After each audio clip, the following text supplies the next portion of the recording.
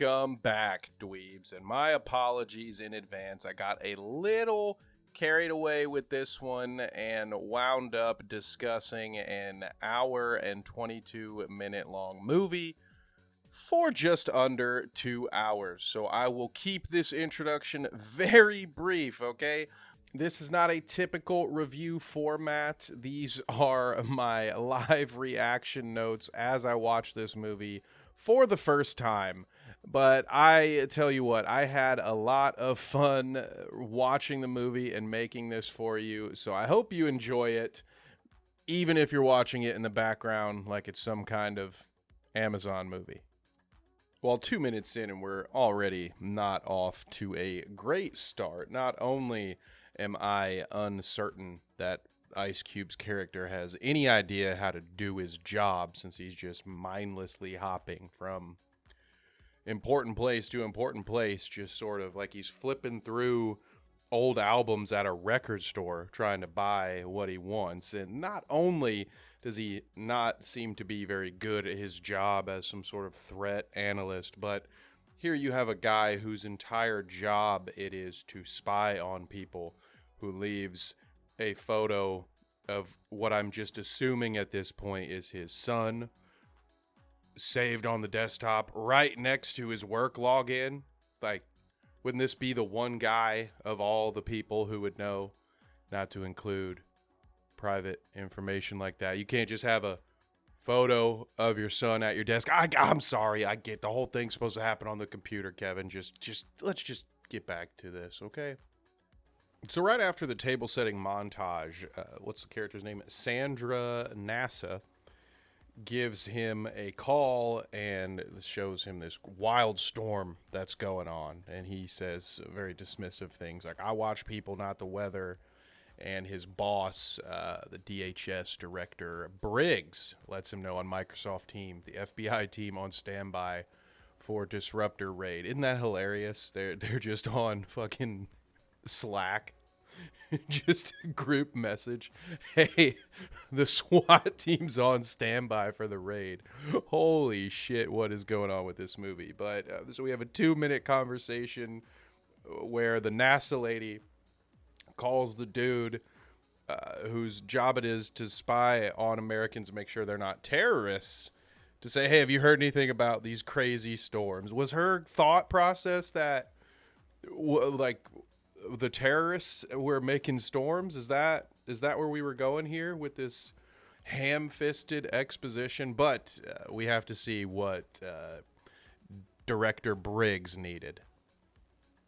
Okay, so we'll have to wait a minute on what Dirty Briggs needed, because we stick with Mr. Cube here for a few more minutes. And while he is looking for the source of the Disruptors live stream, pretty wild. I don't know if any of this job actually represents what somebody in the government would really be doing, because this all seems pretty stupid. Director Briggs is DMing Cube saying, hey, we're on standby for the Disruptor raid. And his reply is, Disruptor just posted. I'm tracking location now. And it's a YouTube live stream. This guy's talking about how I'm going to release files that proves the government is doing, well, exactly what Ice Cube's job seems to be. So how they're collecting our data to use against us. And while he is letting the computer search through the 108 possible hits to whittle it down to find just the one location, Ice Cube, who I swear, I promise at some point when I figure out what this character's name is again, I will start referring to the character's name, but they've only shown it the one time, and I don't feel like rewinding to go back to it. So he ignores a call from Sandra Nasa, and he takes a break from chasing this suspect. And you might be saying, okay, well, the computer's searching. There's only so much he could do. Fine. But he takes a break from this very important job. You know, SWAT team is on standby to spy on his 2 children. One, to give her shit about not eating the right foods because she is pregnant. And the other one, Dave. So we got Faith, which apparently this guy can mark his own little stats. You know, as you're watching these cameras and he's spying on people, they have these little green little attribute points. Like, you know, this person, no suspicious activity, this is their religion, whatever. And at the bottom, so there's like 4 bullet points, and at the bottom is your threat level. And under faith, one of the bullet points is baby daddy, Marcus, whoever. I don't even remember the name of the baby daddy. It just threw me off right away that here's this citizen, and it says baby daddy. Just okay. So apparently Ice Cube is using his own shorthand in here, and not only does he spy on his daughter's refrigerator, but his other son Dave bought a video game. And through his job, Ice Cube is able to log into Dave's computer and uninstall the game while Dave was playing it. And my favorite part, which brings us here, is on that phone call. Dave's like, "Dad, did you delete my game?" And he gives him this typical boomer parent feedback. Every millennial alive heard this 1,000 times. You know, it's bad for you. It'll rot your brain. And Dave says, "Dad, it's literally my job. I'm an entrepreneurial tech developer in the..." What did he say? Hang on. I actually have to rewind for this. He said, Dad, this is my job. I'm a tech visionary in the pre-funding stage." First of all, who the fuck talks about themselves like that? I mean, I would assume, I guess, perhaps correctly, that maybe a tech visionary in the pre-funding stage might actually refer to themselves as such. I don't know anybody who calls themselves a visionary that is actually a visionary, with the exception of Seth freaking Rollins. Okay. However, the fact that Dad wouldn't know that Dave is a tech visionary in the pre-funding stage is the most ham-fisted expositional dialogue that we've had so far. And honestly, that's all we've had so far is heavy-handed expositional dialogue, which I will forgive to some degree because of their decision to have this entire movie take place on some working man's desktop. I don't know why that was a choice made for War of the Worlds of all things. You know, Unfriended, I'll give you that. As bad as that movie was at times, I could at least understand the premise.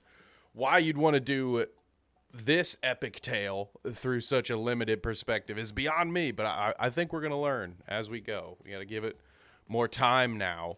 It's only been 6.5 minutes, but whoo boy, a brutal slog so far, gang. William Radford. That is Ice Cube's name. So Billy Boy here has a fight with his son where we learn that there's an issue. Either he is estranged from his wife or perhaps she passed away.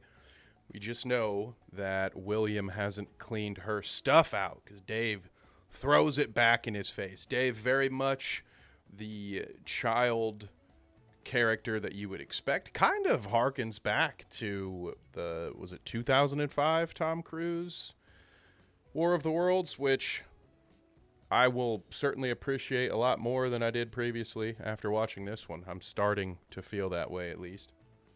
But he is the typical I don't want your life, all right? The Varsity Blues of it all. He doesn't like what his dad does. His dad's like, you got to quit being a gamer scrub, and I'll get you a job at the NSA. And Dave runs off about how he shouldn't be spying on people. Pretty based, to be honest. And then Ice Cube gives what, in my opinion, might be the worst line delivery of Ice Cube's entire career when he toes the company line and talks about how people would rather be spied on than blown up. I wonder if part of that is just Ice Cube, the man, not quite having the hole in his soul that is required to say those words with any sort of excitement or believability. But to be fair, it hasn't been a great performance from Mr. Cube yet, but those words in particular were about as hollow and wooden as I've heard delivered in a long time. And I, for one, Respect the hell out of that. Ice Cube's like, nah, you're not getting a good take of me saying this bullshit because it is absolute nonsense. Moving on. So he gets Disruptor's IP and opens up Microsoft Teams, and he's got more names. These are his coworkers, by the way. He clicks on a message from FBI Steve to send him the IP. FBI Steve. What's the other one here? Hang on. Agent Jeffries. Where is Warrant? Like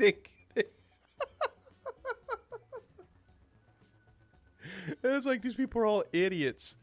First of all, why would the FBI be on Microsoft Teams? The message just says, and I mean fast, with 3 exclamation points. Like, it is the most schlocky stuff, man. Like, oh, I think there are hundreds of video games that have put more effort into their secondary writing, for lack of the proper term, where it's just, you see this in movies all the time, especially if you watch CinemaSins videos where they use just random bullshit filler on newspapers and stuff. But this is all that's on the screen right now. It's 2 messages, one from Agent Jeffries and one from FBI Steve, whose fucking avatar is the Department of Justice FBI badge. Like, these characters make no sense. There's no way people would be conducting themselves like this at the FBI and the NSA.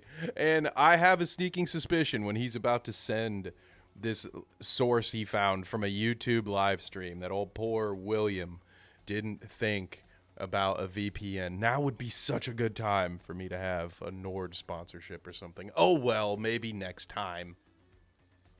Next, we are introduced to Mark, Faith's boyfriend, who coincidentally is a delivery driver for Amazon. So how fitting that a company known to be so strict with its workers that they have to pee in bottles, how they have this side character, Mark, who is a delivery driver for Amazon, calling his stepdad while working and showing off some custom t-shirts he had made for a baby shower. Gotta love a little bit of corporate synergy, but that's not the only complaint that I pressed the record button for. As Dad Billy gets mad that Faith didn't tell him about the baby shower. I'm assuming because she didn't expect him to go, because all they've said so far is how this guy never leaves the office, which is weird because the computer does all the work for him so far.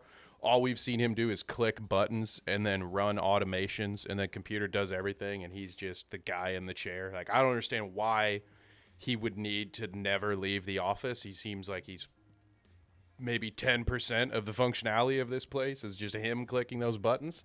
But whatever, he's a workaholic. We love the trope.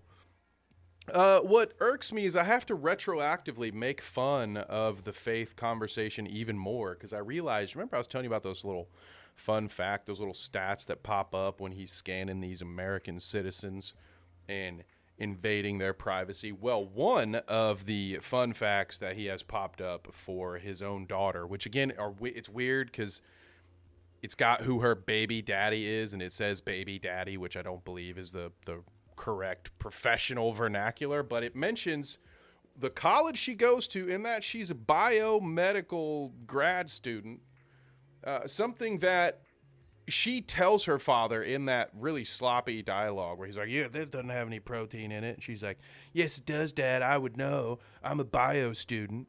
And then I was reminded just now that for the 3rd or 4th time, they have that information on the screen. So again, at times, like, I want to give grace, especially early on in a movie. You got a lot of information you need to dole out. Sometimes you have no choice but to resort to cliches or overdone tropes, but the bad dialogue when you are already showing me this information on screen in this visual medium where everything takes place on a computer screen, so you can just bank that at some point we will absorb this information if you're going to continuously show it on the screen. Why make the limited character interactions worse by having them just repeat information that each character would certainly know about the other for the audience's benefit when you're already showing the information to the audience in an easily digestible format? It makes no sense to me. Who edited this damn thing?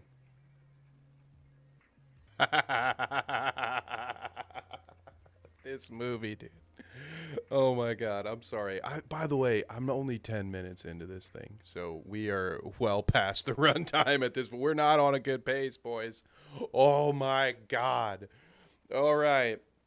Billy hacks into Faith's MacBook because he can't figure out why she wouldn't tell him about the baby shower. And so while he's logged into her MacBook, he sees that Mark sends her a message saying, I spilled the beans about the baby shower.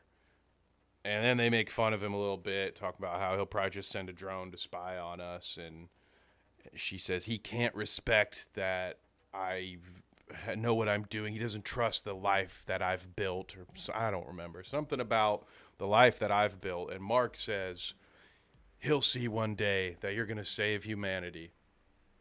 And then he sends her an article that she wrote, Faith Radford, okay?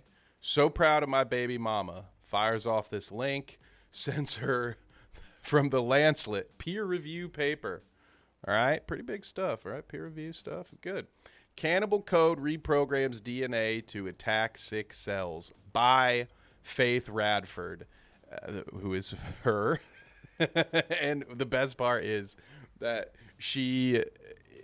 the photo is just of her putting something into a test tube with a little squeezy shot deal. So I found it very interesting, not only that the the featured image for her peer review paper is just her squeezing something into a bunch of test tubes.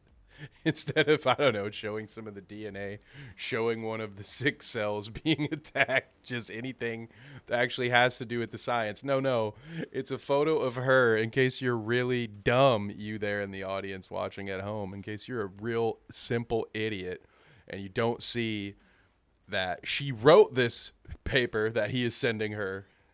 It's, I guess, a reminder that she's great and she can do anything. But also that she made herself the photo of it. It's great. It's so good.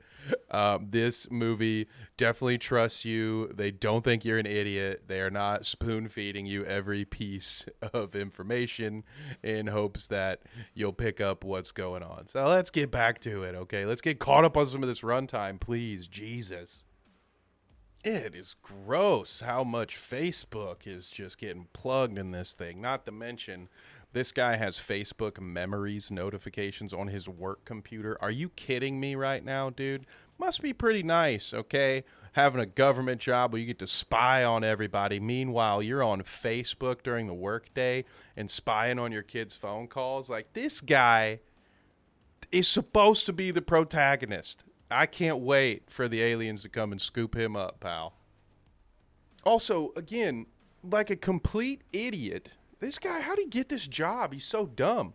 He is actively spying on a conversation between his daughter and his future son-in-law where he sees her say, has my dad even accepted your Facebook friend request yet? First of all, barf gag with the damn featured advertisement here, Zuckerberg. Secondly, then Billy immediately jumps onto his Facebook while at work on his work computer, tisk tisk, and accepts the friend request. As if he doesn't know how technology works, as if he doesn't assume, he being the guy getting Facebook noties on his work computer, does he not assume that the Amazon driver who is actively on calls and texting people while he's behind the wheel of a big truck, that guy's not going to see his own Facebook notifications and say, oh, that's kind of weird.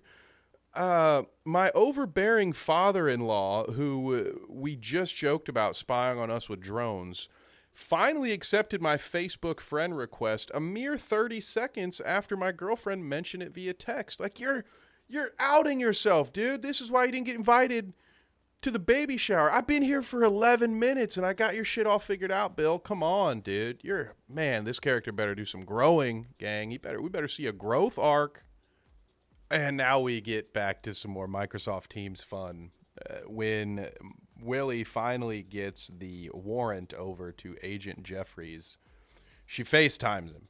Says, call me when you're close. Because, of course, she's not just going to call this guy on the phone like most people would. They need to have the face-to-face. We need to have the visual. Again, I'm torn here, guys, because it's like I want to just give this a pass because the movie's told through the desktop. But who asked you to do it this way? Who asked you to do this gimmick? And they call Director Briggs, and he's lifting weights in his office in a West Point t-shirt, all sweaty, like drinking water and stuff. Like, why is he on the Teams call? And also having worked in a corporate environment for a good portion of my life, that dude's going camera off, man. I know this. This the kind of dude who'd be going camera off if he was just in a hoodie for the day. If he had anything less than a quarter zip with a polo on underneath, which is the corporate hoodie, by the way, he's not going camera on. That's not how these folks work, dude. That unacceptable. Let's get back to the story. So the squad rolls up on the Disruptor's location, and this is where the movie finally wins back some realism points for me, albeit only for a short moment, when the director of the FBI, who's essentially, the CEO on this corporate Teams call, gives the most boilerplate, pointless speech that normally I would dock in this moment, as I have with everything else over the last 20 minutes, because it's like, wow, this is really exposition heavy. It's boring. It's heavy handed, but it's also kind of reminiscent of every talking point I've ever heard any boss deliver on a Teams call, where it's just, he just used a ton of words to say nothing, and it just reiterates how important it is that everybody do their job. Meanwhile, once again, he's in a t-shirt. He just did a workout during the work day. Like, everybody else is busting their balls. This dude's out here doing crunches at work. Well, everybody but Billy, that is.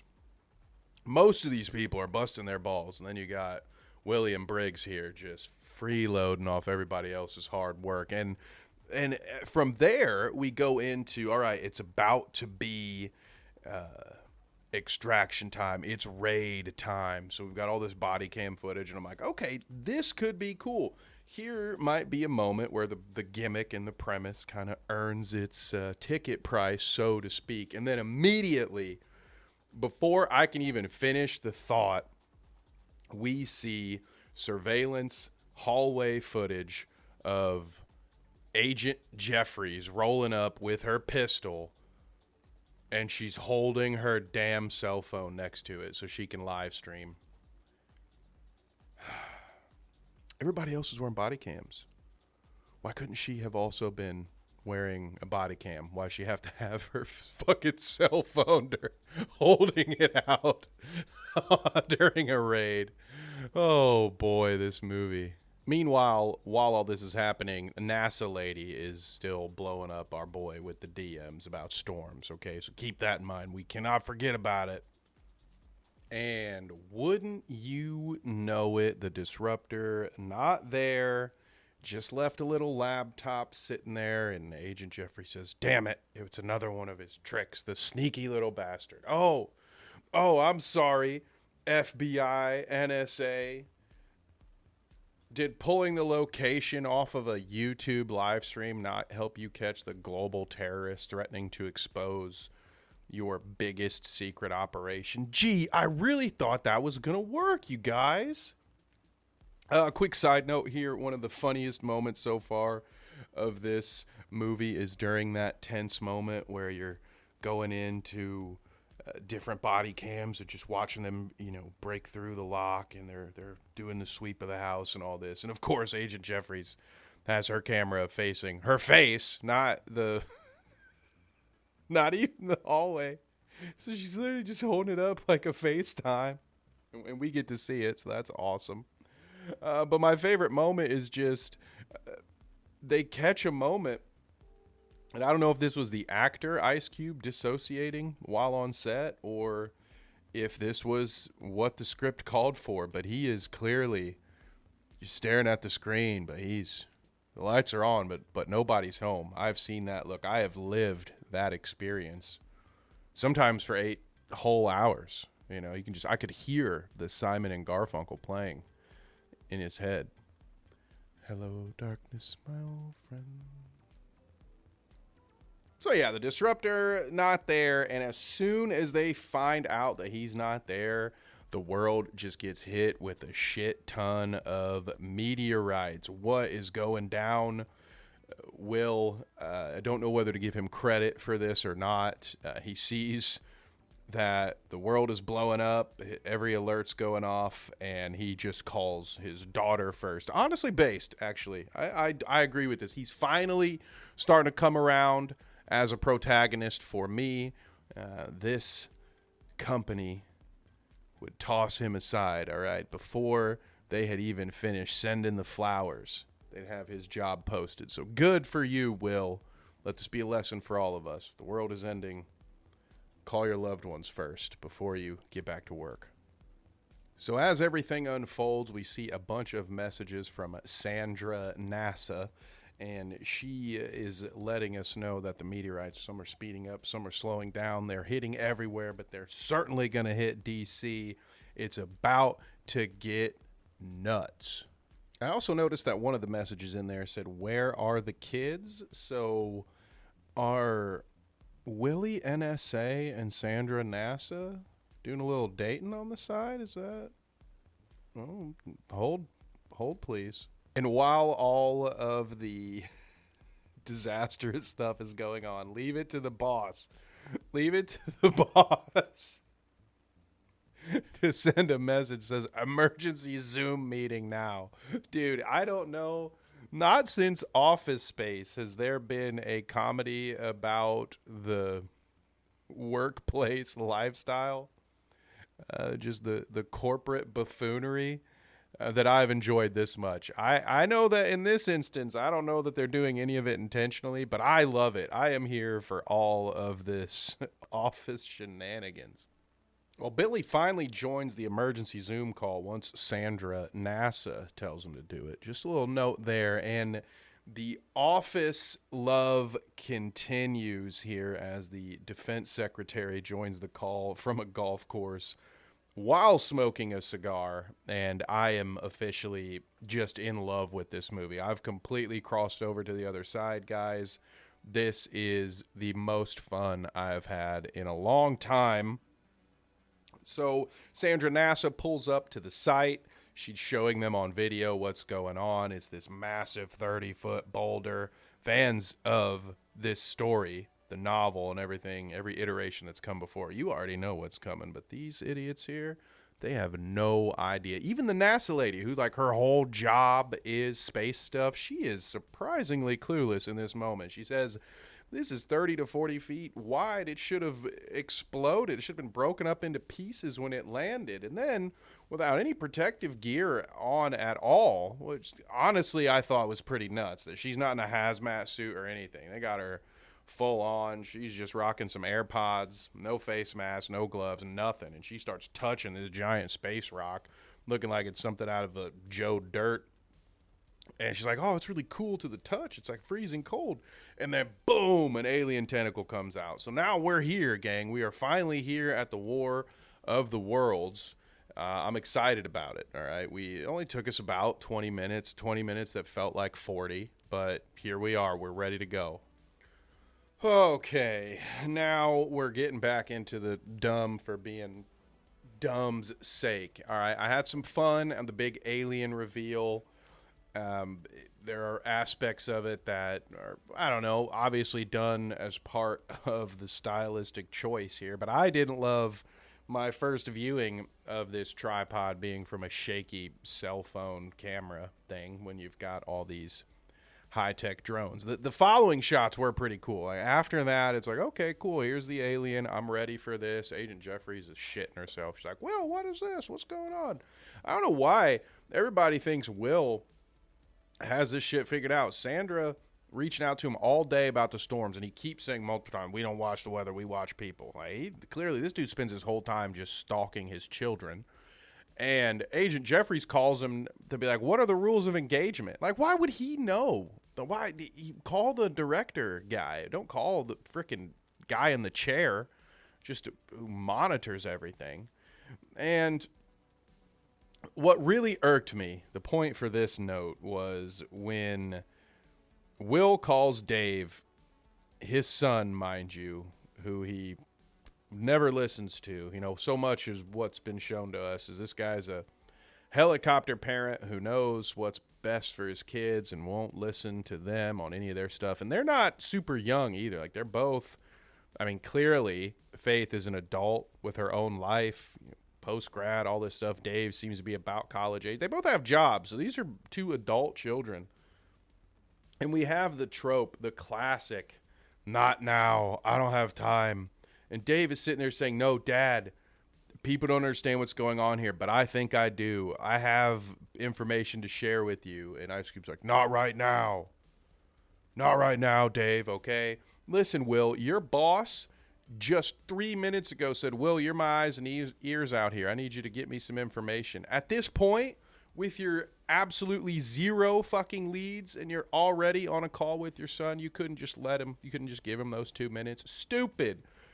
Contrived bullshit. The plot needs it to happen, so it's happening. All right, hopefully we get back to some funny stuff here to bring me back from the brink. I'm in a glass case of emotion with this film. 1 minute I love it, the next minute it's really irritating. Oh man, dude. Oh man. Let me just start by saying acting is hard, and I don't pretend to think that I could do it any better. But the moment when we lose Sheila, Agent Jeffries, for those of you keeping track at home, which is great. Great choice. Let's set the stakes early. People are going to die in this movie. That's great. It's good. Well done. Good choice. But the choice of what take they kept of Ice Cube reacting to her death is comic gold. Ask and you shall receive, gang. The funny came back, and it came back with a vengeance.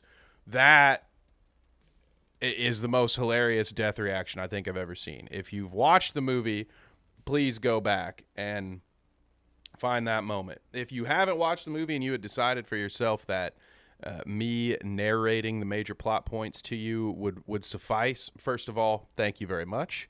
Don't forget to leave a like on your way out. But B, if you happen to have Prime, maybe hop in. It's the 24-minute, 26-second mark, and don't say I never did anything for you. And now we get to a point that I generally liked a little bit. It was not without its issues, but the little montage with some nice music playing while they also have the news position going. Again, I will forgive this stuff because of the nature of the story being told and how they've chosen to put it all just on this computer. So this is fine with me. You want to show me a montage of Willie going through all these different cities and clipping attacks to send it to POTUS, for their missile striking stuff, and you're going to have the news broadcast on in the background. That tracks, and it actually... It's almost perfect, because how many people do that today at their day job? They got a podcast going. Hell, you might be listening to this right now while you're actively doing something else. That's actually part of the design with this particular program. So I love this moment. There were certain bits where the machines coming out of the ground didn't look super realistic, even done through the cell phone footage type filter. It still just looked a little off, but generally speaking, I liked this. I thought it was a good way to kind of make up for lost time here, get us into the action, and now we're really in the War of the Worlds. After what has honestly been the longest interrupted stretch of runtime for me with this movie, I have more comedy to report, gang. Faith leaves the building. Mark doesn't get there. We get some pretty decent footage through her phone of more alien attacks. An alien shoots one of the helicopters. It comes down, crashes in Faith's vicinity, and she gets this big old, I don't know if it's a screw or what it is, just a big old hunk of metal in her leg. And now for the first time, William is actually ready and willing to leave the building. He's trying to get out. He has to hack in. They're on lockdown, so he has to hack into the system to break his way out. But as he's running down the stairs, he finds that those emergency doors also locked. Not really sure that that's how any of that would work. I think that the whole point to those doors is like you would need to have an actual emergency exit.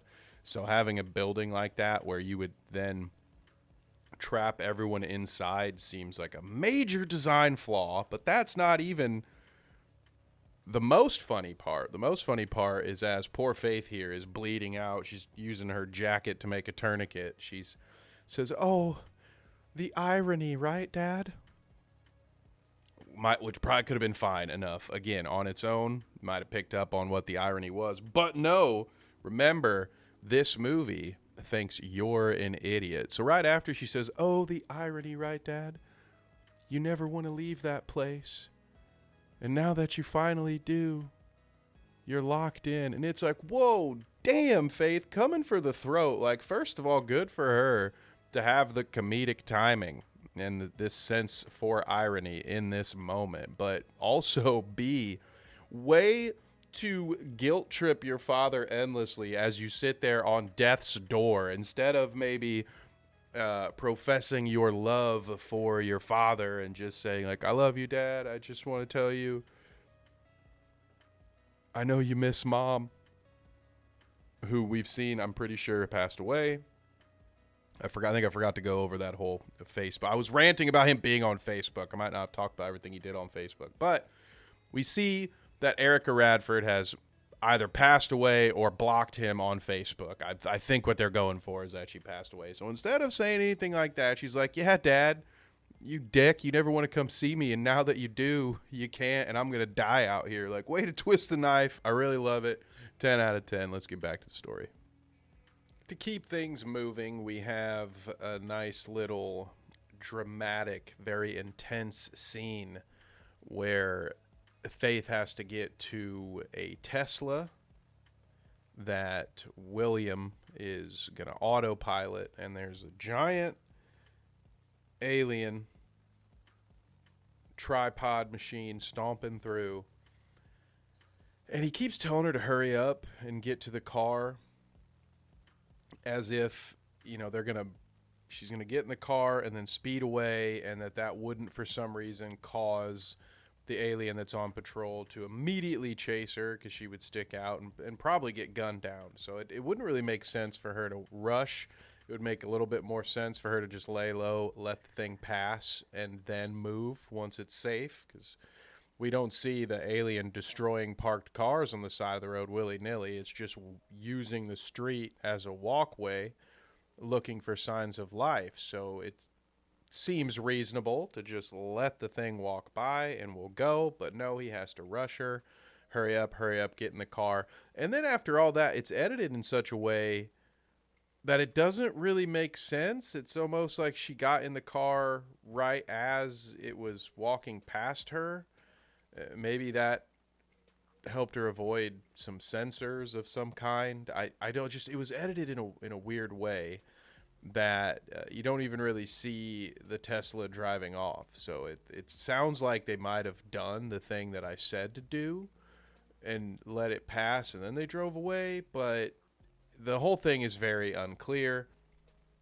And on top of that, we get the awkward conversations. I think, unfortunately for Ice Cube, I think a lot of these lines were delivered when he's just by himself in the room and he's not actually interacting with the characters. They probably just edited these pieces together, because some of the stuff when he's talking to his daughter, who's got a serious wound and is also pregnant, and his son is also out there and all of this, it seemed really almost overacted and like just the wrong pitch. Like he was yelling, but he sounded more like an excited yelling than a scared yelling. It's just minor little stuff. And but in the scene where she's running to get to the Tesla, I feel like Ice Cube was just by himself reading off the lines that they then play through the phone, because it just doesn't sound great. And I wish they'd have had him do more takes, because I think he could have got it. But damn, some of those moments were real bad. But that pales in comparison to the conversation that William and his daughter have, where after a few moments of awkward silence, once they get away, all the hospitals are full. So he's going to send her to some field office, and they have a few minutes to talk. So he says, I understand why you didn't invite me to your baby shower. And as if she were a member of the audience watching this, she says, now? You want to talk about this now? Zero notes. I agree with her.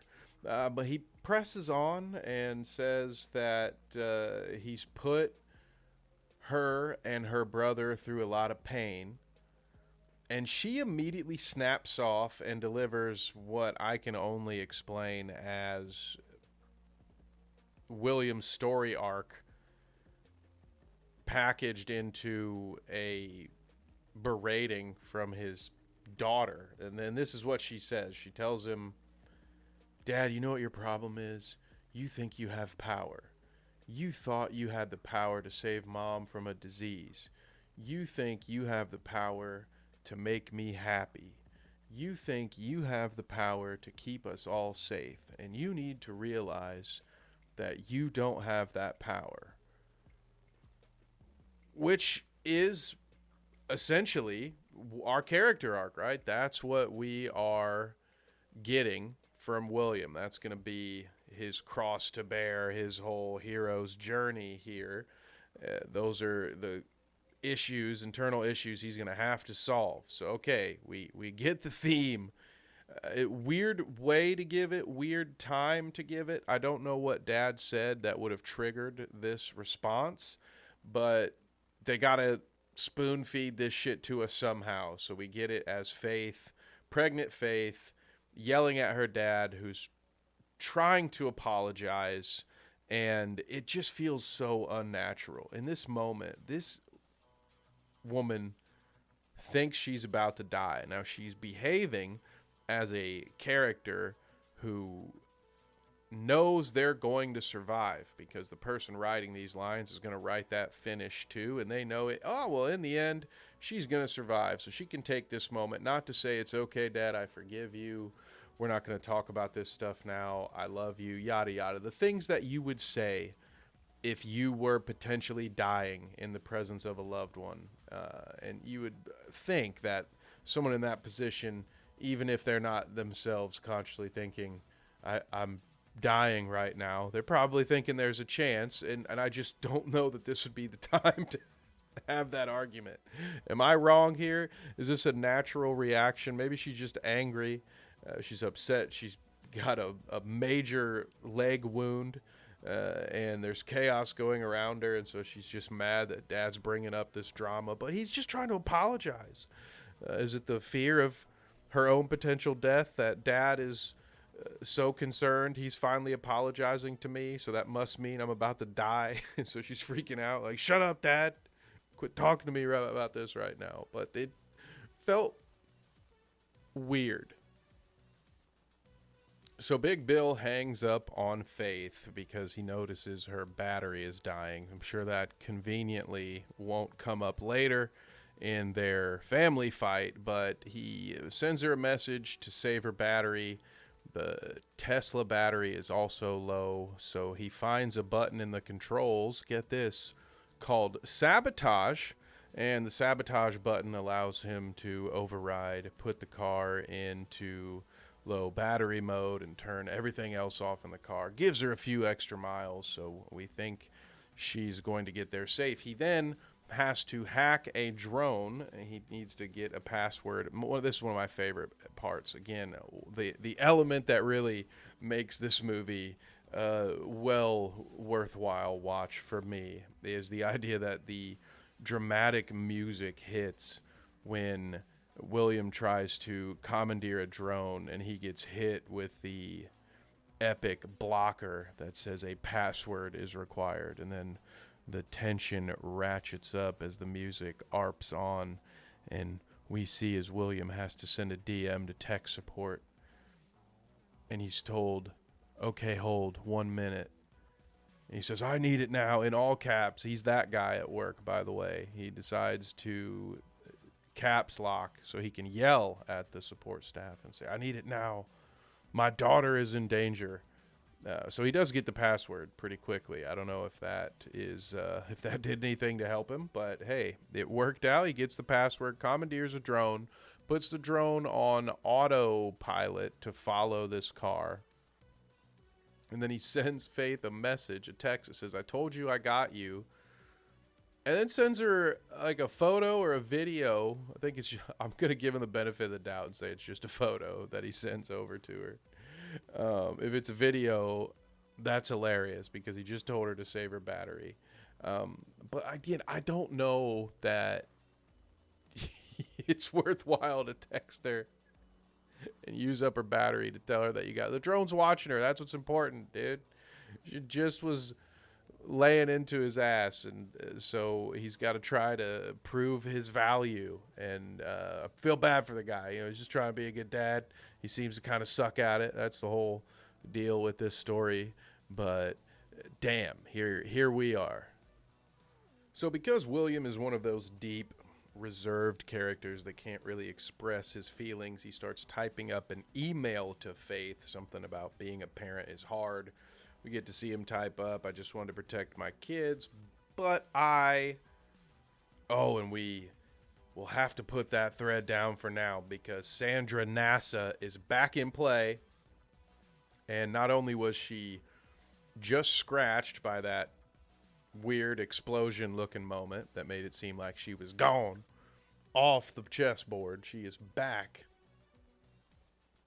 And she presents a video that lets us all know that this was a planned attack, that the meteors that came in were directed by the aliens. Now, to be clear, some of those meteors are the aliens. That's some of the lore that they have kept. These guys came down, smashed in, break out of those pods, or the pods grow legs and they pop up and start walking around. But they had some genuine meteorites in the crew as well. And what we're told is this, that those satellites were all taken out so that humanity would be blind to it and wouldn't see it coming. And as is put in the movie, would have no warning. But I raise this question to you, dear viewer. Wouldn't all of the satellites getting knocked out in a relatively the same time period be exactly the kind of warning that said satellites would be there to provide? Like, I understand the main goal would be for them to collect images or audio of something to get an even better head start on it, but I kind of feel like them all getting destroyed at the same time is still accomplishing that goal of being, hey, warning, something big is kind of coming. But no, the super smart aliens flung some rocks at us and it knocked out all our satellites, and we were just saying, oh, damn, that blows. Probably nothing to look into, though.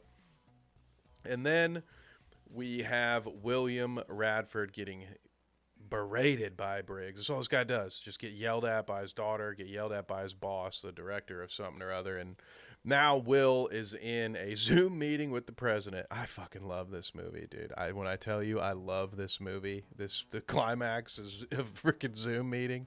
Oh, this movie is my life, dude. I love this.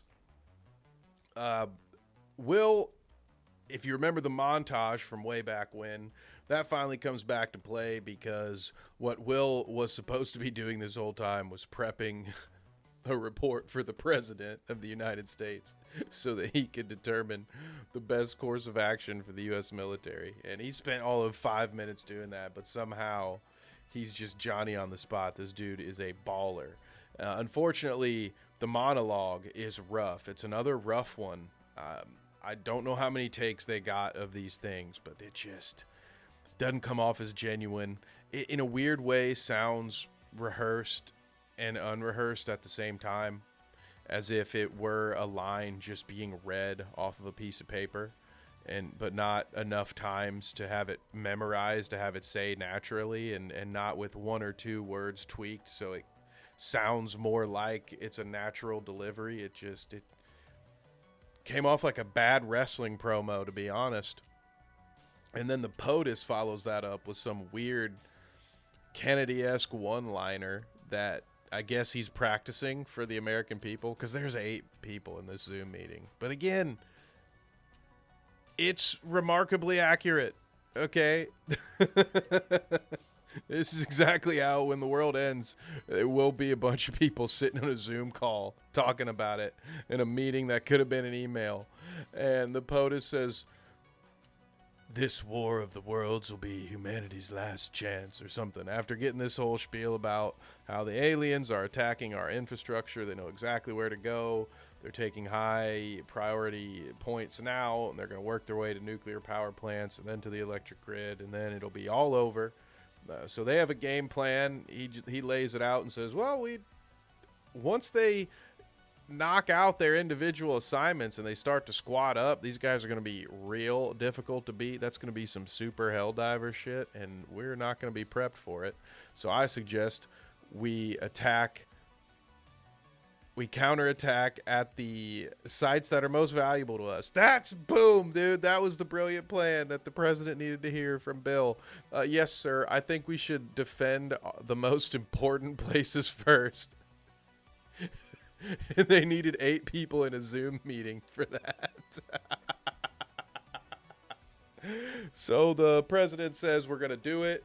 Will does like a Michael Jordan fist pump. You know, we'll call it a Rip Hamilton. All right, a Rip Hamilton fist pump. Not quite worthy of naming Sir Air Jordan. He like claps his hands like he's like a kid at the playground. Just won a game of 21. Like, yeah.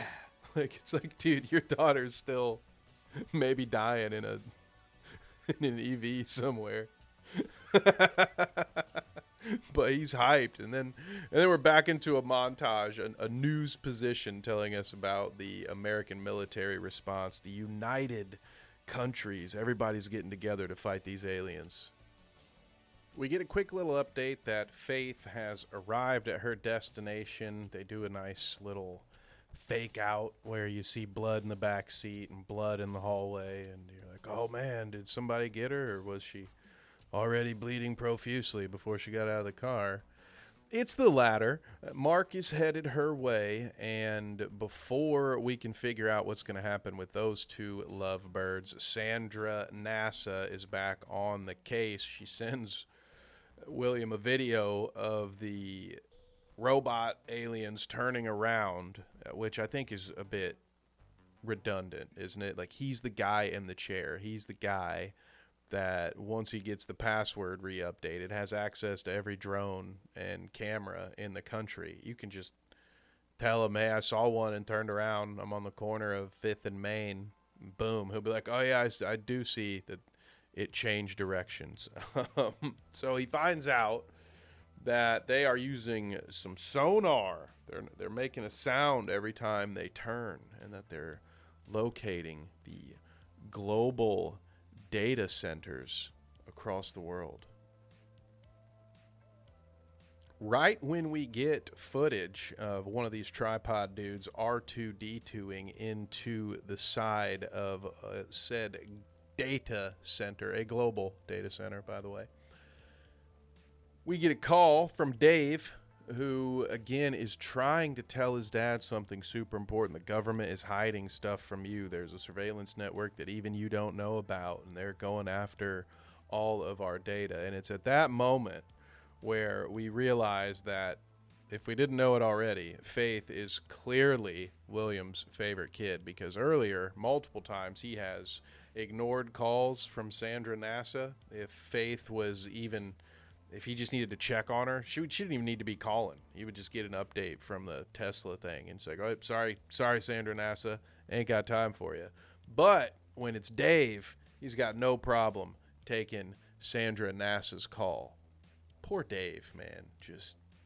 So Sandra breaks into one of the data centers and sees that the R2D2 prong that went into the building was actually a bunch of symbiote venom goo that just sort of wraps itself around the different servers, and the aliens are draining all the information from the servers. They wipe out all communication and just everything. So all of humanity is blind. Planes start falling out of the sky.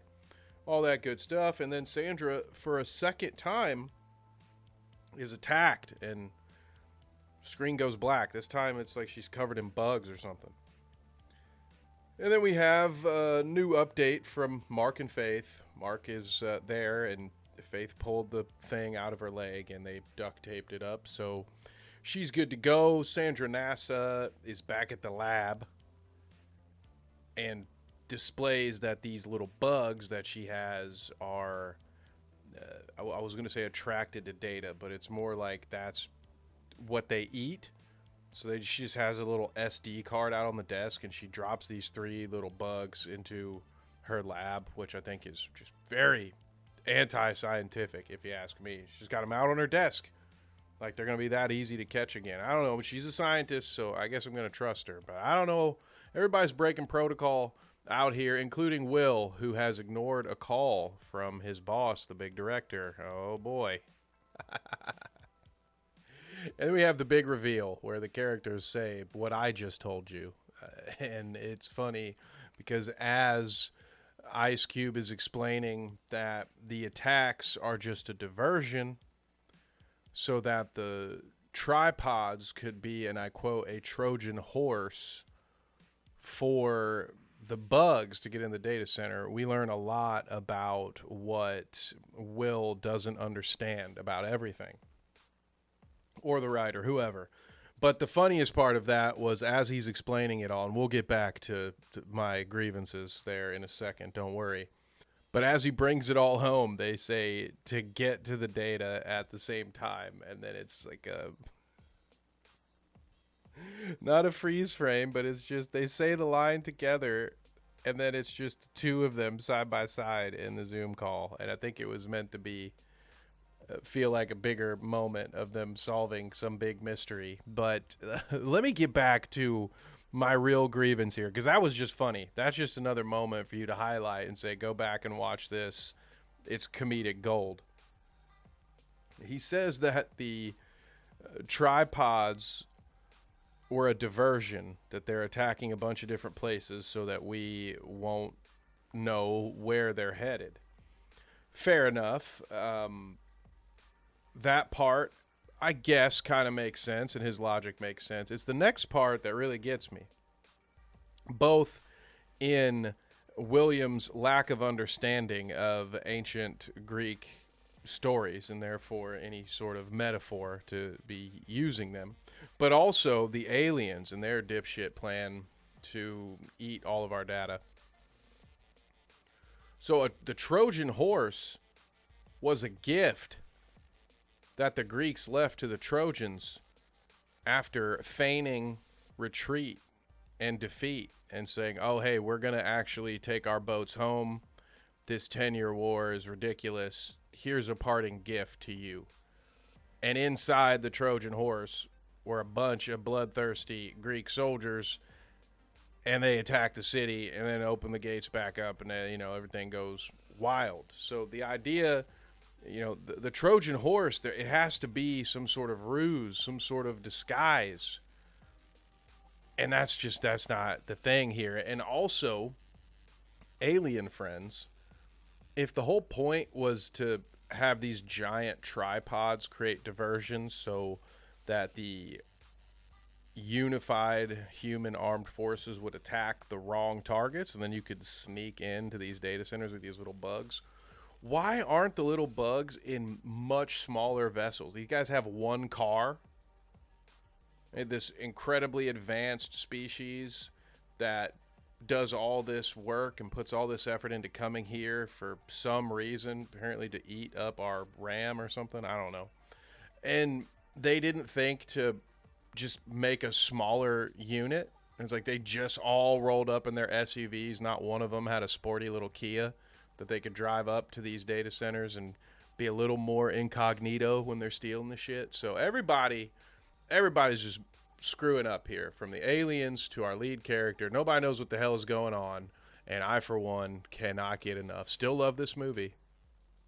And speaking of my love for this movie, after our next batch of news position, in which a BBC reporter tells Ice Cube everything that Sandra NASA just told him, except this is the rest of us finding out about it 10 minutes after the top people in the government find out. So that's realistic. He actually hops off the call with Sandra, says, I'll call you back, because he's getting alerts from BBC, CNN, Fox News, all the usual suspects, just again reiterating what the two of them just found out moments ago. But that's not why I pressed the button to talk to you again. It's because of all of these notifications, he gets one from Facebook that says your memories are deleting. Now, I am not a person that has a ton of social media notifications to his phone, and I don't have any to my desktop. I couldn't imagine. No, absolutely not. No notifications on my desktop at all, to be honest with you. But I cannot imagine that Facebook sends you a notification that your memories are deleting, especially when it's based on some system breakdown. Like they just showed us a newsreel that mentioned oil tankers are stuck with no GPS. Airplanes have been grounded, and the ones that weren't grounded in time are crashing into airports because they can't quite navigate to land without the computers. All of that stuff, entire electric grids are going down, but somehow Facebook still has power. They still have their servers up and running, and they're using what little is left of that precious bandwidth to notify old dudes that their memories are being deleted. Oh man, this movie had me, and then this notification completely breaks my immersion. How does something so silly wind up in a technical masterpiece like this? And to make things even better, when he gets to his deceased wife's Facebook page, he gets to click on her photos tab so he can watch the photos get scrambled into pixels and be deleted one by one in front of him. And then he goes back to his messages and is able to play his wife's last 5-second voice memo a couple of times before it starts to get slow and all wonky and gets deleted while he's playing it as well. This is incredible. And after a freak out over the loss of Facebook, Will begins to close his tabs, which, again, I can relate to that one. He shuts down a bunch of news tabs, and he sees that the Disruptor live stream was still pulled up from earlier. He just had it muted. So he unmutes it, and very conveniently, the Disruptor just so happens to be talking about the Goliath program, the very thing Dave was talking about with him before. And Will gets an idea that you would be led to believe no one had thought to try previously. Otherwise, the Disruptor may have been caught. Perhaps Will would have had this realization a long time ago, but he decides to run an audio clip from the stream through some kind of decryption app to work out the voice modulation. He tweaks it, moves a couple of sliders in different directions, and the next thing you know, it's Dave's voice. So, of course, it's you, Dave. It's you the whole time. Big shock. I know you guys were not prepared for that one. But Dave is the transistor. What was his name? The disruptor. There it is. While screaming at his son in a locked government office that I assume has at least a few cameras and a microphone in it, he yells, "My own son is hacking the government." So again, if you need any more evidence that Will does not care about Dave at all, maybe, he just ratted him out to his bosses live. And if that wasn't enough, he continues to message Dave on his work computer, and Dave sends him the Goliath zip file. And Dad opens it on his work computer. So I am looking forward to this next info dump. Some of the folders we see right away: UAP events 1948, Raytheon, Boeing, Lockheed, and a little something many people have heard of before, Project Blue Book, right there front and center in one of the early folders.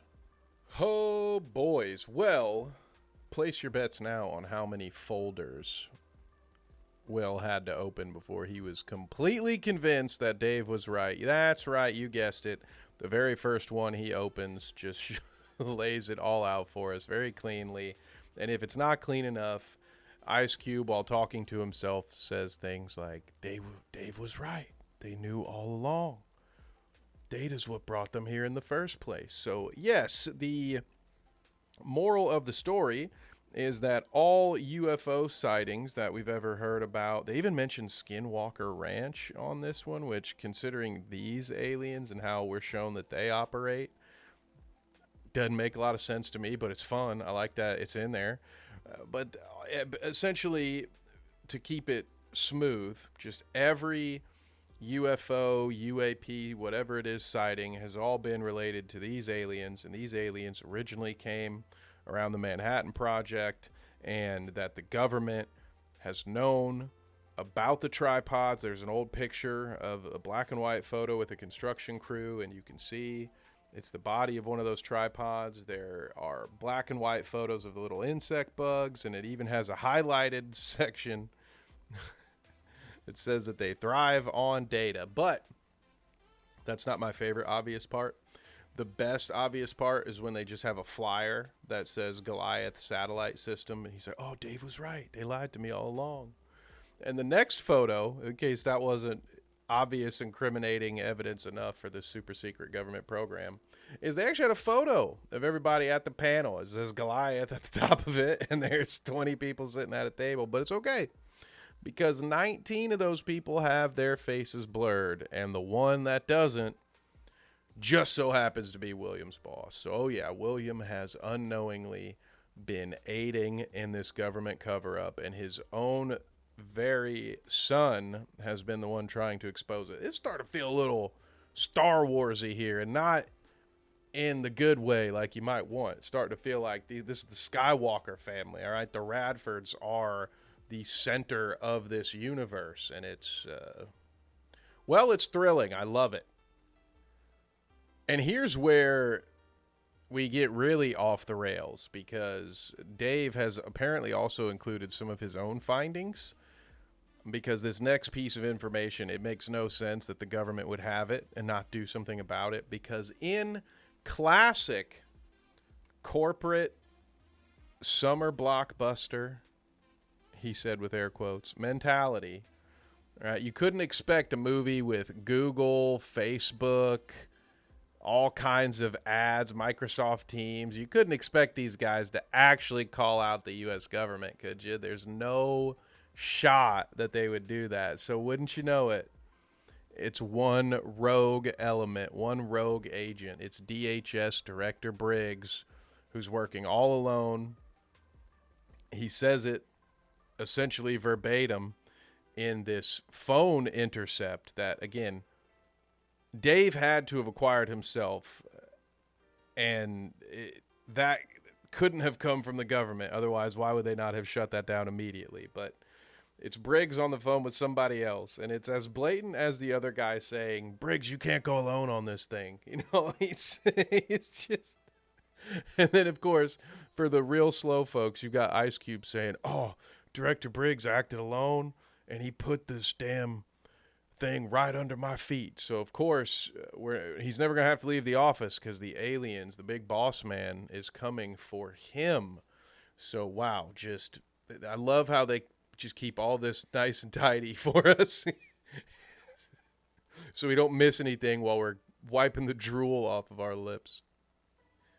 But the ham-fisted, over-the-top delivery of this film's message has not ended quite yet, because Radford calls his boss, and instead of trying to play coy at all and get more information where he might be able to do something useful, he immediately says, "Hey, boss, I know about Goliath." And then we get the turn. I'm the evil mustache-twirling villain now. "Well, my, Mr. Radford, you've finally figured it out."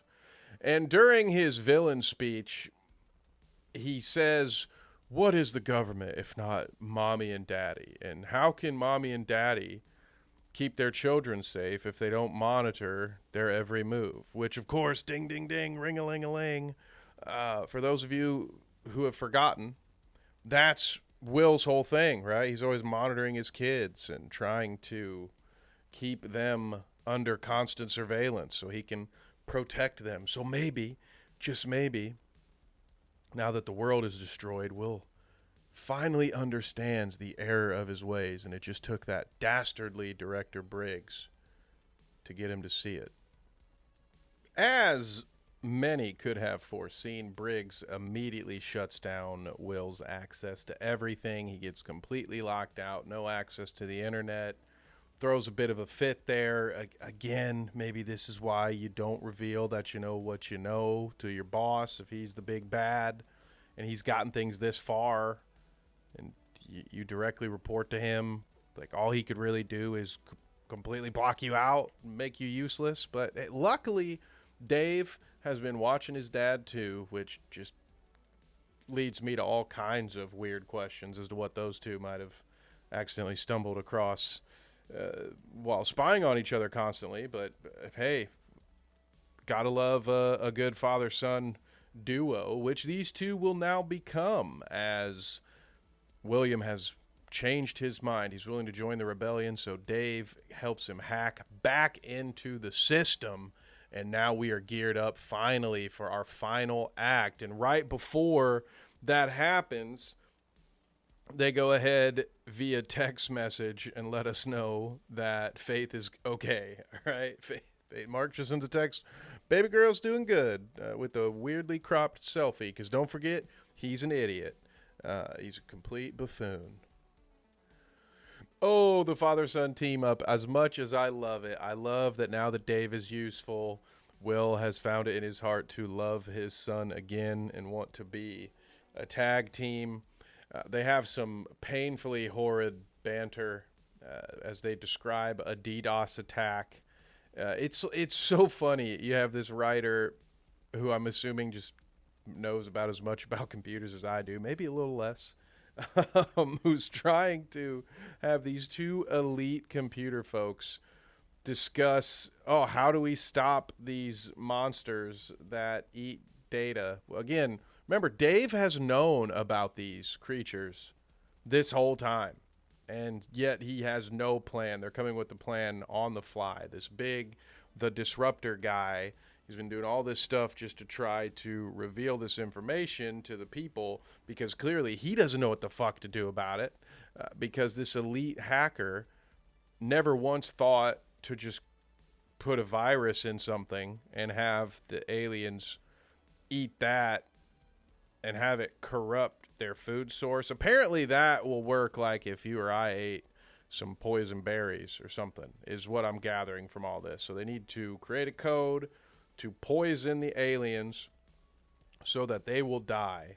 Now keep this in mind, because at the very end, when I give you just my thoughts on this, we may touch on the inspiration for this, the original War of the Worlds story, and how that came to a conclusion because it's become evident to me that we're going to have a different ending here. But before we get to all of that, my final complaint about this disruptor situation is when Dave brings his dad into their private group chat. He and Will are the only ones with their face cams on, of course. But Dave's screen name still says Disruptor. So again, I know that now former NSA dad is on the level. You know, he's not going to tell. But this guy, for being an elite hacker, is portrayed as a complete dum-dum. Why would he need to show his face in this moment? And if he did, why does it have to say Disruptor? Like, why you don't have to put a name on there. I mean, it doesn't have to either be your real name or Disruptor. Like, he could have put anything up there. I don't get it. I do not get it. And why wouldn't he tell his friends first before he brought him into the group chat? It's funny. This guy, some computer smart folks are apparently just smart at computers, and the rest of it, helpless. All right, I lied. I have more complaints about the Disruptor team. In one of my favorite moments, they request immunity before they're willing to help. And again, this stuff is so simplified. He's able to search the Guardian database for Disruptor team members. It happens to have just exactly those people who are in that room and nobody else. Nobody was missing. They're all in there by their character names, whatever, Burnout, Starfire, Thelma and Louise, whatever their goofy names were. And he's able to do secure delete right from there. And the idea that with all this red tape that there wouldn't be somebody else in the company, maybe your boss Briggs, that would get notified of this stuff and have a chance. There's got to be some kind of backdoor to not just allow employees to do stuff like that. And I know Dave helped him hack back into the system, but I can't imagine any of this would be permanent. So those poor kids just got screwed because they were totally going to get arrested at some point. And another favorite moment, while they're still in the Zoom call, Will starts DMing Dave, asking him for his YouTube link, his login. And Dave says, "What are you up to?" via text. And Cube says out loud, "I'm just whipping up a little something, something." And Dave, verbally now in the call, says, "All right, I got you." And then he sends it over via text. So they were doing that thing. Like you're at a house party, and your friend is also there, and you're just texting each other because you don't want to awkwardly tell the whole room that you'd like to leave in the next 15 minutes. The whole thing is very, very odd. And then, of course, Dad, in the course of, I think it was 15 minutes, it took him 15 minutes to whip up a YouTube video to share with the world. So, shit, I need Will Radford on my squad, dude.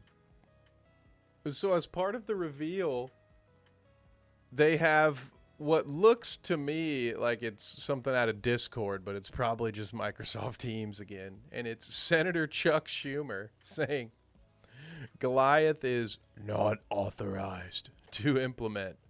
Data collection at this scale will attract visitors again. Kill the program now.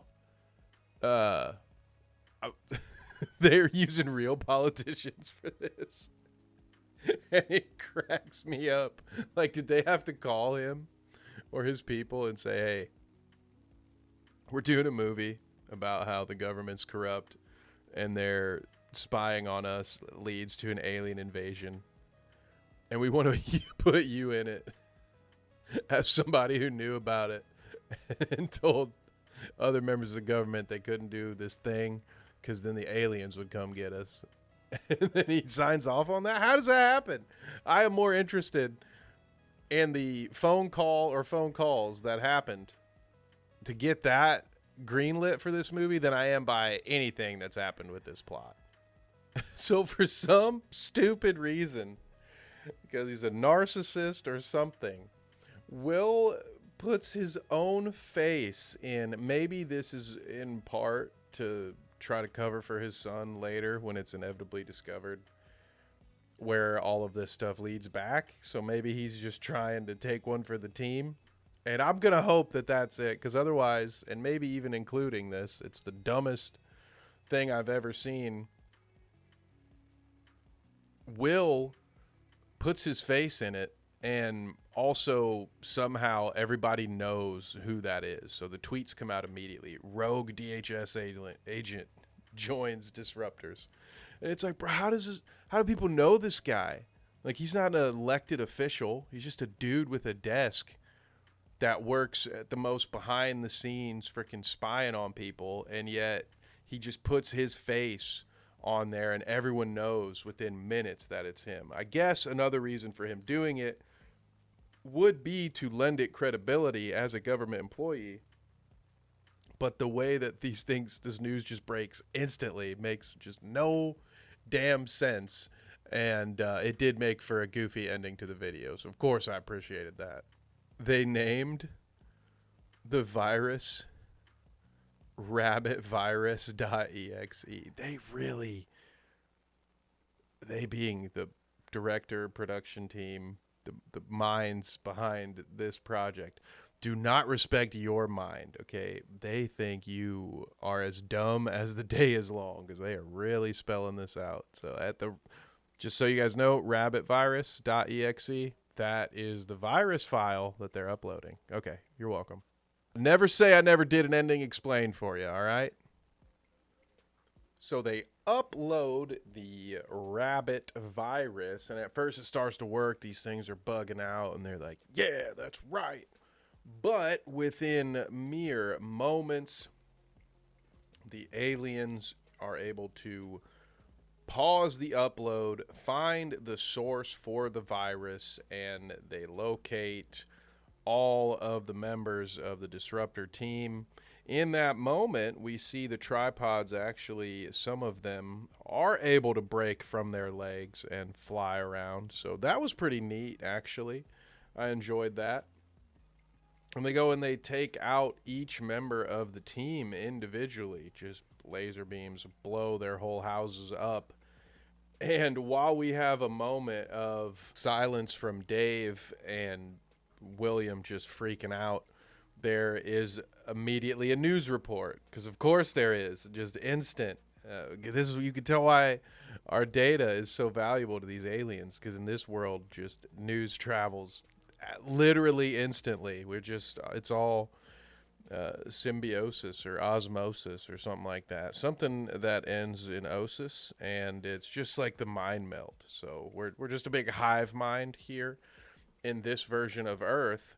And we get a very specific to William report. I find this to be hilarious considering the circumstance. There's a news report that says, oh, some massive explosions. We have reports of some of the tripods breaking off and flying out, and they attacked these 6 different locations globally in a devastating attack that no one could have survived. Like, first of all, that's not how reporting works.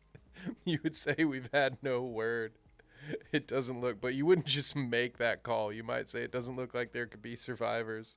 I don't even think you would say that much, because that's not your job. Your job is to report the news, not give your opinion on it. And so we get that lovely little bit of exposition, and on top of it, the announcer points out that local hospitals are overwhelmed and emergency services can't be sent to the locations. Like, okay, pal. Like, yeah, duh, everybody knows that. I don't even know how you're broadcasting right now, because they said the power was out everywhere, and I thought they had everybody's data, but these folks seem to be using the internet just fine, and I just don't even know what's happening anymore. But that was a very Will Radford specific news broadcast. So every time I think this movie is done treating me like an absolute imbecile, I am proving their point that I am an idiot, because fool me 37 times now. All right, damn it. I think I'm nitpicking too much here, but I mean, we're well past that. At this point, this review will exceed the runtime of the movie itself, so we might as well go all in.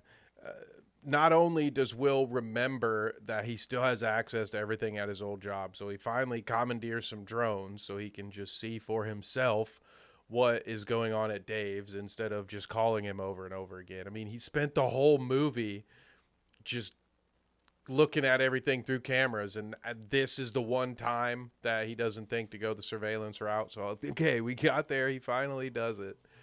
And wouldn't you know it, despite the fact that the news broadcast just said there would be no emergency services, the poor editor did not get the fire hydrant out of the frame, and for a brief moment you can see the water from a fire hose going out onto Dave's house, or I guess Will's house. And even when they do sort of crop it out, if you look or pause it, you can still see water in the lower center third of the frame. You can see the end of the hose water coming out. So all that exposition just to get it wrong.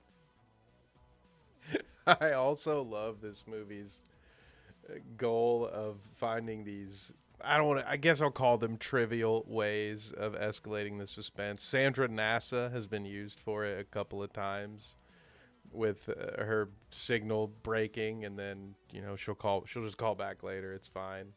They've done it with Faith a time or two before, where he gets the Tesla alert that she's pulled up, and then all of a sudden when he checks it, she can't be seen because with one leg, just with a giant piece of metal sticking out of it, she's just freaking Marion Jones out here. And they do it again in this scenario with Dave, where Dave calls on WhatsApp, Will answers, the connection is lost, and then Dave calls again, Will answers, and it's just an empty chair sitting in the room. It looks like it's still the inside of Will's house, which was just blown up.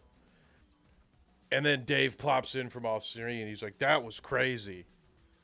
Like, just a pointless dick move. Why would he do that? Like, your dad just thought you died, and you're just like trying to do a cool guy entrance. Like, what a dickhead. And all for what? As far as, like, what is the audience getting out of that? You just get that little swerve-a-rooney there. You really got to up the stakes. Like, dude, there's a big thing going on. There's hundreds of aliens going on. Is this really the best option you had for building tension? You had to do this little swear, oh, Dave's dead, but how's he call it? Because it's from his phone. Oh, psych, dude, here he is. Why would he do that to his dad? Freaking hilarious, man. Not to mention his whole excuse for how that's possible is he just bounced the signal, and he's actually been at his friend Brian's house this whole time. How did the aliens not figure that part out? Like, they figured everything else out. They were able to freeze this virus mid-virus as it was corrupting their shit and backtrack it to find the individuals, but they couldn't do the extra step. The rest of these guys, the rest of this world-renowned, allegedly elite group of hackers, none of the rest of them bounced their signal. You kidding me? None of the rest of these guys were using a VPN. That's what I'm saying. Like, this movie does not know how to computer, and yet it insisted on being an entire movie in a computer. And I can't for the life of me understand why you would do that, other than specifically for my amusement. So thank you, movie. Back to the show. Woo, boy, we are finally in it now, gang. Sandra NASA calls Will up, so he hangs up on Dave, and as she is explaining to us that these little mites that were running around eating all the memory cards in the world, they are part microchip, but they had blood cells, so they're a hybrid. They're not just computers. They have computer code and they have DNA. At which point William adds his 2 children to the call, because if you remember, little Faith is not just an expected mother, but this awesome bioscientist lady that wrote her own blog post and took a picture of herself for the article. Remember that? So Sandra is apparently on board. I don't know who filled Sandra in at what point. She either has not been informed that William Radford is a rogue agent of the government, that he has been disavowed, that he's no longer an active employee, or she knows the larger story and is working with the feisty rebellions, or she just doesn't really know what's going on because it's NASA, and so she just, is just helping out because the alien's about to kill everybody, and she's just kind of along for the ride. Sandra NASA is. She's like, wait, Will, why are you adding your children to this government call, by the way, again? Like, okay. And so the plan gets spilled out that Dave is going to hack Faith's cannibal code. So Faith's whole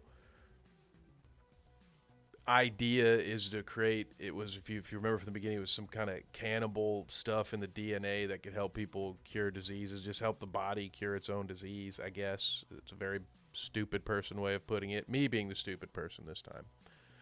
So just think of it that way. I think it's simple enough. Dave is going to take that.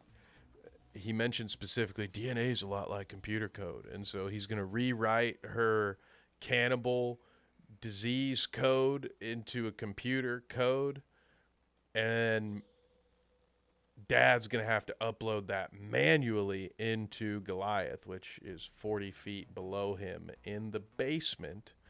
Now, of course, Radford is somehow able, because he's still a computer guru, he's able to hack into their work call again. I can't think of a funnier scenario.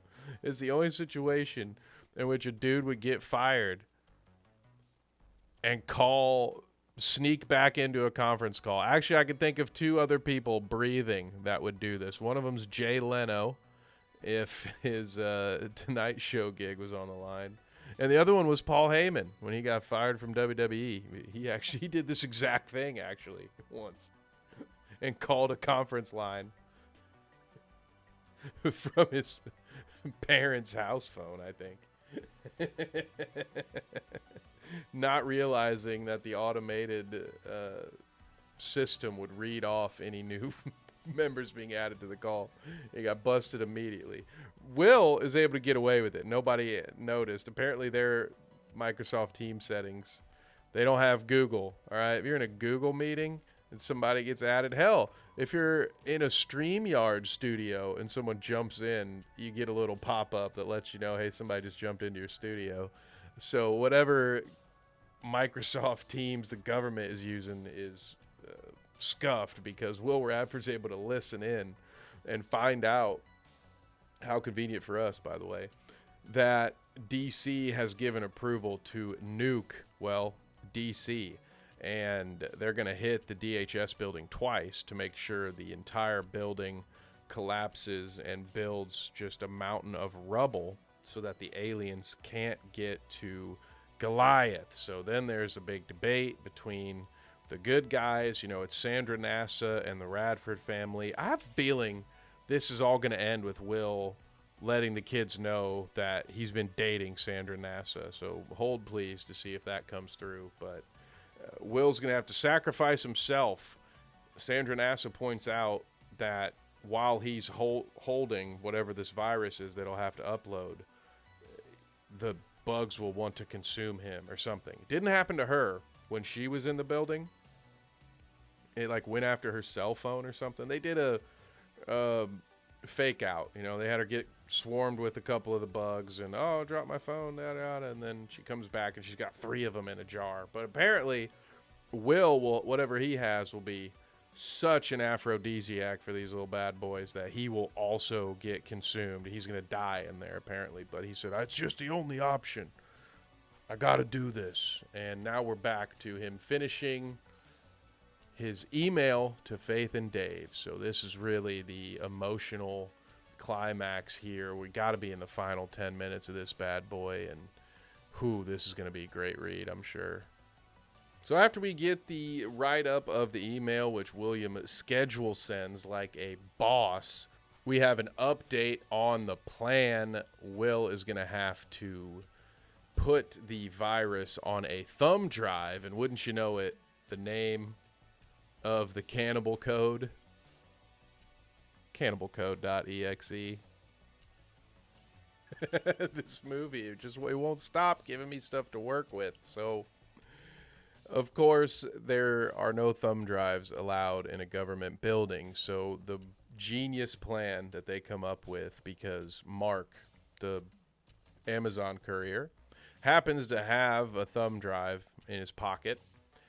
Faith is going to upload the cannibal code, and then using the incredible innovation of the Amazon drone, Mark's going to pilot the drone and deliver it to Will's office. Although, because for some reason all of Amazon's servers and stuff are still up and running, Will has to place an order through Amazon in order for Mark to activate that drone. That can't be how any of that works. You know, I know they've got things really smooth over there as far as efficiently delivering packages, but I don't think someone orders a flash drive, and they just ping a driver and say, "Hey, Bill, you got some flash drives in the back. We need you to drone one over across town while you're in your delivery truck," because he's normally in a truck. Why would he be piloting the drones? It makes no sense.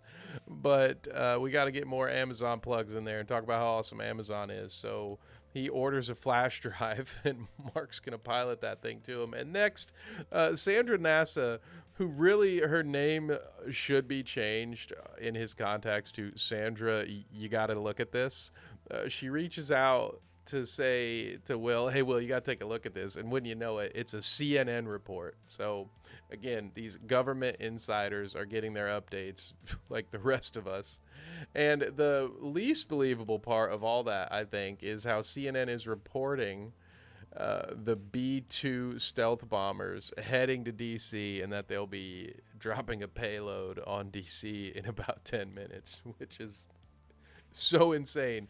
Even if they had gone through the process like they have at this point in the movie of announcing an evacuation of D.C. for all the citizens, I refuse to believe that any government would ahead of time, if they have to take such drastic measures, that they would escalate the difficulty of an already incredibly difficult task by telling the general public about it. If at best they would explain their actions afterwards, they're not going to give you a 10-minute heads up that, hey, we're about to bomb ourselves. No dice, dude. That's so wild. And for it to be on CNN, of all things, is incredible. Oh my goodness gracious. This final sequence is incredible. So we have Dave jumping in. He hacks a Reaper. So great that they have these drones that are still up and running in DC, which at this point it's been discovered via news broadcast that all of the stateside tripods are heading towards DC. They're actively destroying it right now. So one would think that of the many power grids that have been destroyed and all the infrastructure, all the data that shut everything else down, you would think there would no longer be access to any of these droids, right? The Navy can't communicate to their boats, planes are falling out of the sky, but somehow this place is still up and running and there are armed drones available, so Dave is able to shoot the attacking aliens off of Mark's tail, but he doesn't get all of them in time, and Mark's drone takes a dive and lands on its back. So the gang gets the phone number of a homeless man sitting near his tent that they can see, because the drone is a, quote, turtle on its back, and if this dude will just flip it over, they can get back to flying. And they send this guy an Amazon gift card for $1,000. So, yeah, there's that. That's the Amazon is the hero of this movie. I can't say I'm surprised, considering where I'm watching this streaming on Amazon Prime, but this is egregious, dude. Like, this is gross. And they didn't even Trojan horse it, to quote this movie. They didn't even sneak all of this bullshit advertising into a good story. Actually, you know what? I have to correct myself. This was a Trojan horse. This was a perfect Trojan horse because War of the Worlds is actually a good story, and we're almost to the point where I continue to pick this apart, and we'll get there soon. But let me get back to the final sequences here. Let's put a bow on this thing so we can talk about why I hate that this story was chosen to be this soulless cash grab. A couple more dumb things just to add to the list. While Faith is monitoring Will, he's in this super secret layer thing. They have the schematics or whatever, but when she pulls it up, there's a red dot and it says Radford over it. So again, this fired employee is somehow not being monitored. He's the only guy that could fuck this plan up that the government has green lit. And there are no eyes on him. He's disgruntled. He's fired. He's made it public that he works for the Disruptor team now.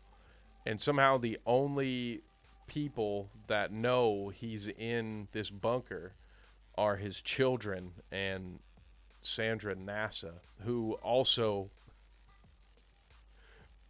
repeats information that we literally just heard. So once again, they're looking at the feeds. They have access to the bomber feeds. Again, I'm not even sure how these planes are in the sky, but I really am not sure how William Radford's hacked-in account could have access to their communication. You would think this would be everything running on a minimum at this point, and if they are able to fly and communicate, it's through some older method, because the movie has told us that military operations have had to become manual. They told me that. I'm not making that up. That's not an assumption that I'm making based on what would still be very logical considering everything that's been given to us. But no, they made it a point to tell us this. They showed it to us. They put it on the news. Who knew about it 10 seconds after it happened? And we have the B-2 bombers say, attack formations. We are 5 minutes away. And immediately following that, we have Sandra Nasa saying, guys, hurry, we have 5 minutes. Like, bro, dude, come on, man. Come on. But don't worry, there's an Amazon Prime Air logo whenever we check in on Mark flying the drone, so the ad is at least persistent. So the movie tells us there are 10 tripods outside of the DHS building.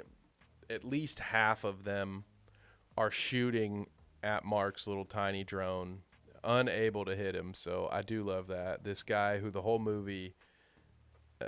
the whole cast of the movie for the entire run of the movie has sort of inferred that this guy's an idiot.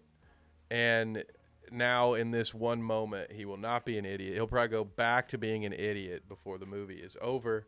But he's a drone flying savant. Somehow he's dodging all of these attacks. Dave is out of missiles, of course. And so he kamikazes himself into the last tripod standing between Mark and the building. Mark gets into the building and somehow gets into the stairway again of this incredibly top secret location. The Wi-Fi signal's very weak, but it's still strong enough for us to see the camera feeds. So I don't know how any of this crap is working. And then, of course, we have Sandra Nasa, a.k.a. Sandra. You might want to take a look at this. Or Sandra repeating, or in this case, preceding information redundantly, because she says, well, there are 10 of these bad boys outside the building. They're coming down on you. Oh, one of them just penetrated the building. And not 2 seconds later, does that penetration, that little R2D2 probe arm, stick up through the floor and trip Will. So again, why did you feel the need to tell us that was about to happen when you were going to show it happening? You could have just had him trip over it and then let the camera linger on it for a second. Because you have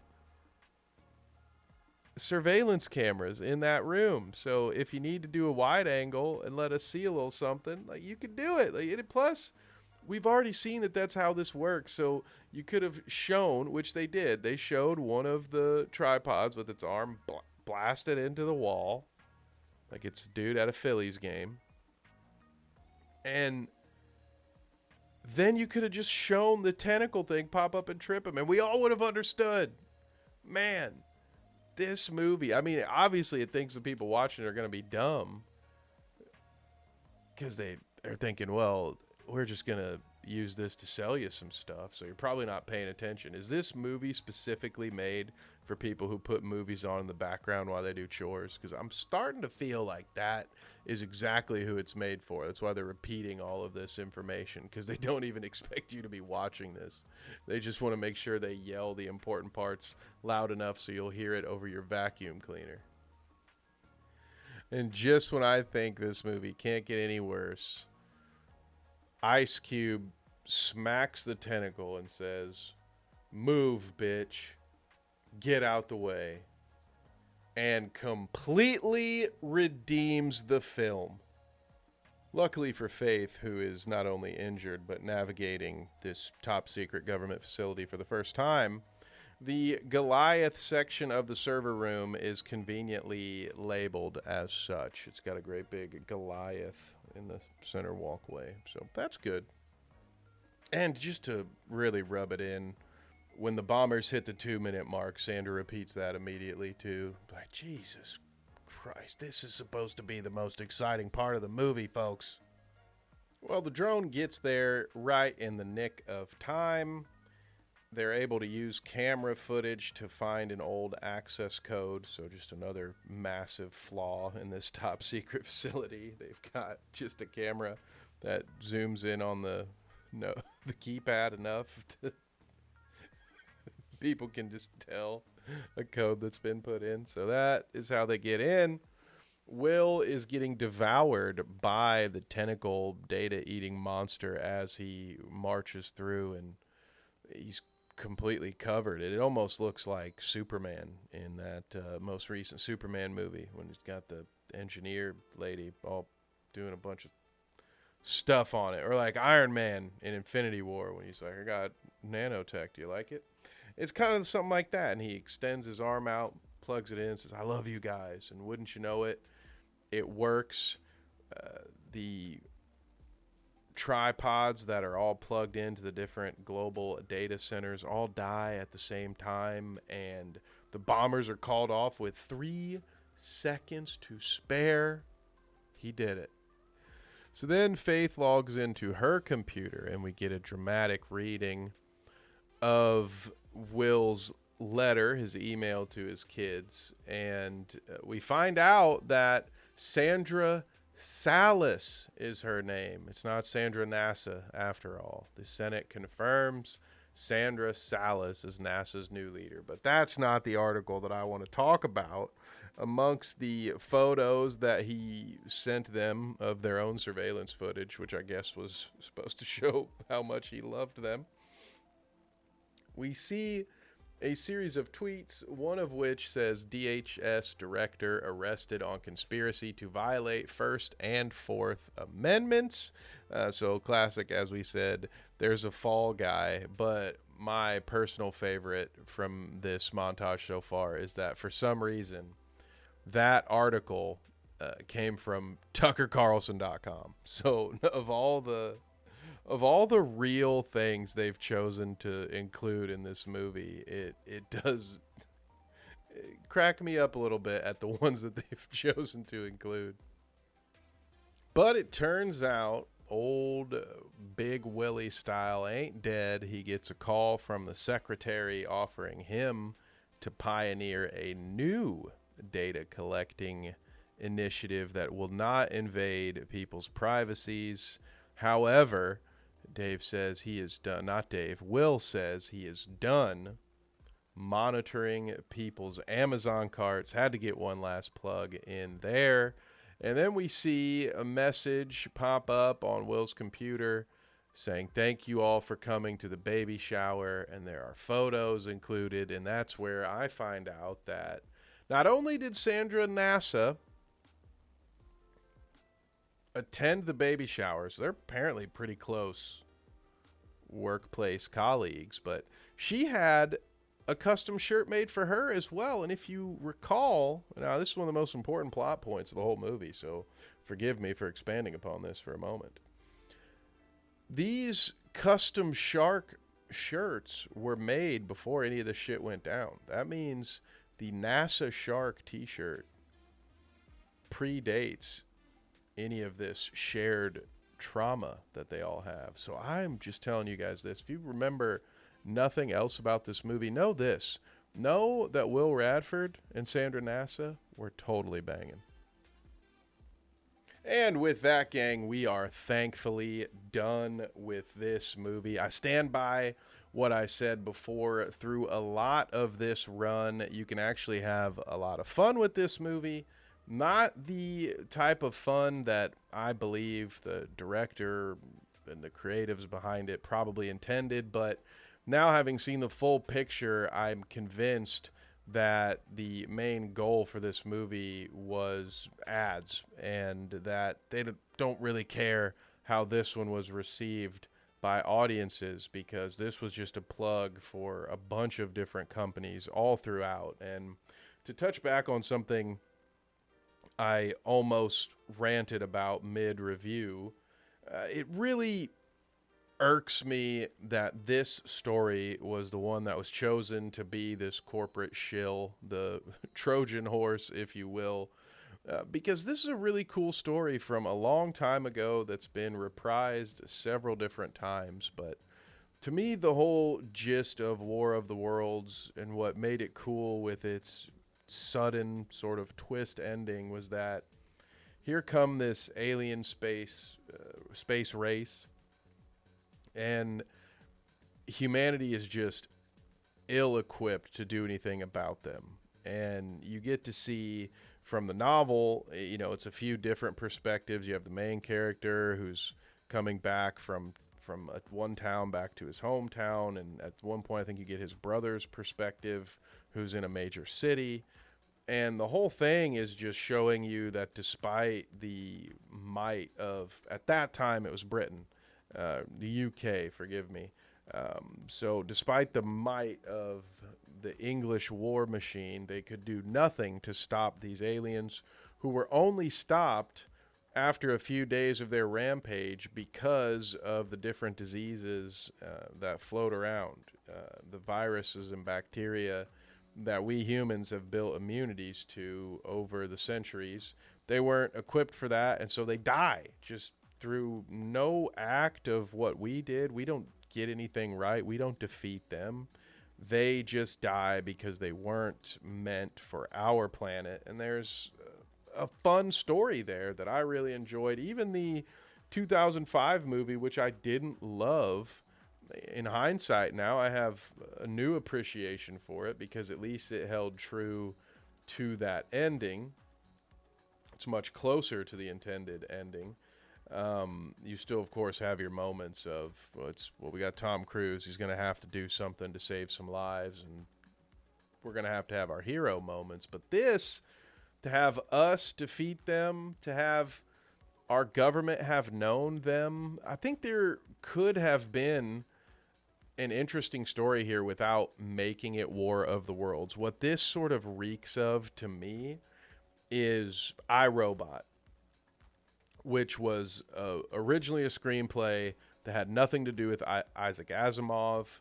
It had nothing to do with the original story, iRobot. It was just a detective noir style with androids or Optimus Tesla robots, whatever the hell they were. And in order to market it more, the company takes the rights to iRobot, which they own, and they just slap the name iRobot on a Will Smith action movie, and it helps it move a few more units. Also reminds me of Starship Troopers, which when it was originally written was called like Attack on Bug Outpost 9 or something like that, something along those lines. But again, it was a story that got passed for a long time. Multiple studios passed on it, and then at one point when the creators realized that Starship Troopers was available, that no one had owned the rights at that time, they get the film rights for that book, and then once you slap that name on it, it becomes marketable, even though the movie itself wound up being a satire of the original work. Nobody really knew that. The book was written in the 40s or 50s, and not too many 90s action movie viewers had read Robert Heinlein at that point. And so this feels a lot like those, where it was maybe this was an idea somebody had for something else, and they thought the best way to sell it was to slap the War of the Worlds name on it, because outside of the tripods, it really doesn't have much of the War of the Worlds feel, except for the forced title card mentioning in the Zoom call. But that's it, folks. I'm not going to delay this any further. We've gone about 2 hours on an hour, 20-minute movie. So I've given you plenty of my thoughts on this experience. If you have Amazon Prime and you're up for a good laugh, or you can't think of a movie to put on while you're hanging out with some friends and you don't really want to pay attention to it, but you don't mind laughing at it out of context, I do suggest this movie on a rainy day or one of the aforementioned situations.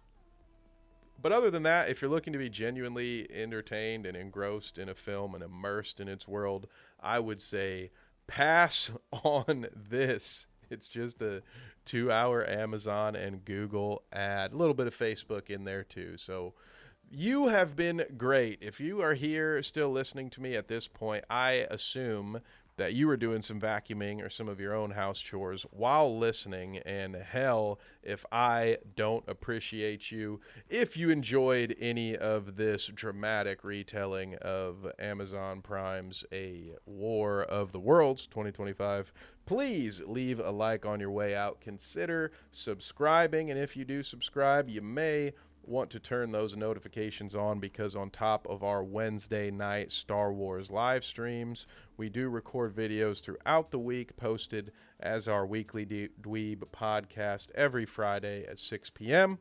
But we are headed into horror time, and we're looking forward to adding more videos and streams to our rotation. So again, notifications on if you're interested in keeping up with our upload schedule. In the meantime, thank you all again so much, and take care of yourselves out there. We'll see you next time.